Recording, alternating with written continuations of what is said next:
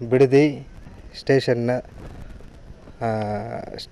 ಠಾಣೆಯಲ್ಲಿ 26/5/2016 ಒಂದು missing case register ಆಗುತ್ತೆ. ಪವಿತ್ರ ಅನ್ನೋ ಲೇಡಿ ಬಂದು 5 ಜನ ಮಿಸ್ಸಿಂಗ್ ಆಗಿದ್ದಾರೆ ಅಂತ ಒಂದು ಕಂಪ್ಲೇಂಟ್ ಲಾಡ್ಜ್ ಮಾಡ್ತಾರೆ. ತಿಮ್ಮಯ್ಯ, ರಾಣಿ, ಮಂಜುಳಾ, ರಾಜಿ ಮತ್ತು ಅಮೂಲ್ಯ ಈ 5 ಜನ ಮಿಸ್ಸಿಂಗ್ ಆಗಿದೆ ಅಂತ ಕಂಪ್ಲೇಂಟ್ ಲಾಡ್ಜ್ ಮಾಡಿದಾಗ ಅದನ್ನು ನಮ್ಮ PSI ಆದ incharge PSI Bidadi incharge PSI ಆದ ಕುಮಾರ್ ಅವರು ತನಿಖೆ ಕೈಗೊಂಡು ಈ ಎಲ್ಲ ತಿಮ್ಮಯ್ಯ, ರಾಣಿ ಮತ್ತು ರಾಜಿ, ಅಮೂಲ್ಯ ಇವ್ರನ್ನ ಪತ್ತೆ ಮಾಡ್ತಾರೆ. ಪತ್ತೆ ಮಾಡಿದಂಥ ಸಮಯದಲ್ಲಿ ಇವ್ರನ್ನ ವಿಚಾರಣೆ ಮಾಡಬೇಕಾದಾಗ ಮಂಜುಳಾ ಅನ್ನೋನ ತಿಮ್ಮಯ್ಯ ಮತ್ತು ರಾಣಿಯವರು ಮರ್ಡರ್ ಮಾಡೋದ್ರ ಬಗ್ಗೆ ಹೇಳ್ತಾರೆ.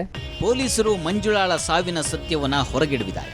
ಒಬ್ಬ ಲಾರಿ ಡ್ರೈವರ್ ಜೊತೆ ಓಡ್ ಹೋಗಿ ಒಮ್ಮೆ ರಿಮ್ಯಾಂಡ್ ಹೋಮ್ಗೆ ಹೋಗಿ ಬಂದವಳಿಗೆ ಅದೇನಾಯ್ತೋ ಏನೋ ಹುಡುಗರ ಹುಚ್ಚು ಹಿಡಿದ್ಬಿಡ್ತು. ಆಕೆ ಹುಚ್ಚು ವಾಂಚೆಗೆ ಬಿದ್ದು ಹೆತ್ತವಳನ್ನೇ ಬಲಿ ತಗೊಂಡ್ಬಿಟ್ಲು. ಕುಡುಕ ತಂದೆ ಹಣದ ಆಸೆಗೆ ಸಾಥ್ ಕೊಟ್ಟಿದ್ದು ಇನ್ನೊಂದು ದುರಂತ. ಗಂಡ ಅವನೊಬ್ಬ ಕುಡುಕ ಅವನು ಯಾವ ರೀತಿ ಮಗಳು ಹೇಳಿದ್ರು ಕಾಸು ಕೊಟ್ಟರೆ ಮಗಳ ರೀತಿನೇ ಇರೋನು, ಹೆಂಡತಿ ಕಾಸು ಕೊಟ್ಟರೆ ಹೆಂಡತಿ ಕಡೆ ಇರೋನು. ಅವನು ಪ್ರಾಮಾಣಿಕ ಅಂತ ಏನಿಲ್ಲ. ಅವನು ಇದು ನಡೆದಂಥ ಘಟನೆ ಈ ದಿನ ನಾನು ಸೇರಿಲ್ಲ, ನನ್ನ ಮಗಳು ಮಾಡಿದ್ದಾಳೆ ಅಂತಾನೆ. ಆದರೂ ಅವ್ನು ನೋಡಿದ ತಕ್ಷಣ ಅವನು ಮದುವೆ ಮಾಡ್ಕೊಂಡು ಬಂದು ಇಷ್ಟು ದಿನ ಜೀವನ ಮಾಡಿದ ಹೆಂಡತಿ ಕೊಲೆ ಆಗಿದ್ದಾಳೆ ಅಂದಾಗ ಅವತ್ತಿನ ಮಾರಣೆಗೆನೇ ಅವಳು ಸ್ಟೇಷನ್ಗೆ ಮಾಹಿತಿ ಕೊಡ್ಬೋದಾಗಿತ್ತು, ಕೊಟ್ಟಿಲ್ಲ ಅನ್ನೋದ ಉದ್ದೇಶದಿಂದ ಅವನು ಅಪರಾಧಿನೇ. ಅವನಷ್ಟೇ ಅಲ್ಲ, ಮಂಜುಳಾಳ ಅಳಿಯ ಆನಂದ ಕೂಡ ಈ ಕೇಸಲ್ಲಿ ಆರೋಪಿನೇ. ಅವನ ಮನೆಯಲ್ಲೇ ಇವರೆಲ್ಲ ಪೊಲೀಸರಿಗೆ ಸಿಕ್ಕಿದ್ದು.